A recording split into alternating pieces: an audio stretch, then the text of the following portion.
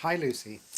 Well, Tom, you've probably heard the news about all the arrest warrants coming out for Israeli soldiers, veterans serving in the Gaza Strip. Is that where we came to, that Israelis won't be able to actually leave the country because we are not able to actually handle this in Israel? Well, yes, it's a very disturbing development and also very unfair because, by and large, Israel has obeyed international law. It's taken much more cautious approach in Gaza than most militaries, including the militaries of other democracies. And it's a very politicized campaign against Israel, though we will have to see whether the new administration under Donald Trump and others are going to sort of push back against anyone actually attempting to arrest an Israeli. Tom, but it seems that it is not the priority in the Israeli government. And we see some comments coming out from Israeli ministers or, Israeli coalition members not actually helping the situation and not helping the soldiers to confront all these international organizations that are looking to arrest Israeli soldiers. Well, sometimes Israel is its own worst enemy, or rather the government is. Look, from the beginning, Israel hasn't understood the entire importance of what we might call soft warfare.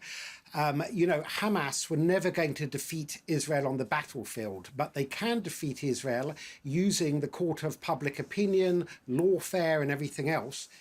Tom, closing embassies like Israel did in Ireland, is this a smart step towards the international community? They don't like us, so we close the embassy?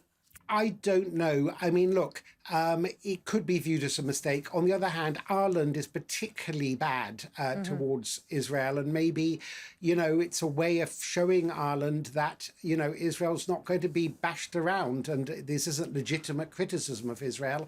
It borders on anti-Semitism or incitement against Israel from Ireland, which is meant to be a fellow democracy. So let me ask you from a journalistic perspective, throughout this year, we Israeli media mostly showed images coming out of Israel not showing our public what is happening in the Gaza Strip. And on the other hand, we see that the international public is looking only at these images coming out from the Gaza Strip. Maybe it was a mistake.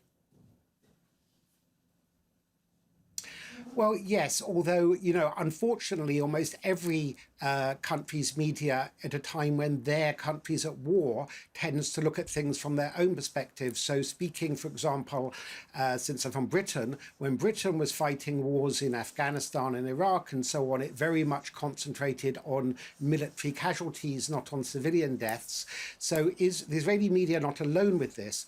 But I have to say, for me, there's something bigger that no one's really asking from the beginning, which is this is an impossible war. Why? Because you have a military force, Hamas, who don't wear uniform, who are embedded within a civilian population.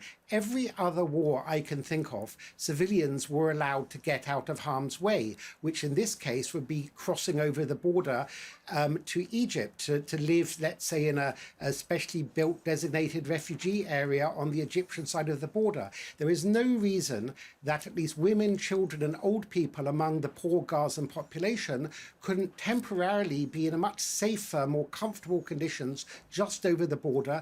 And clearly there would have to be guarantees from the United States and others that those people could return to Gaza when the war is finished. You can transfer temporary accommodation for Palestinian civilians, for Gazan civilians, to live in Egypt while Gaza is rebuilt. And as I said before that, one could more easily defeat Hamas if they weren't embedded in the civilian population. Definitely. Tom Gross, it's always a pleasure talking to you. Thank you very much for this interview. Thank you, Lucy.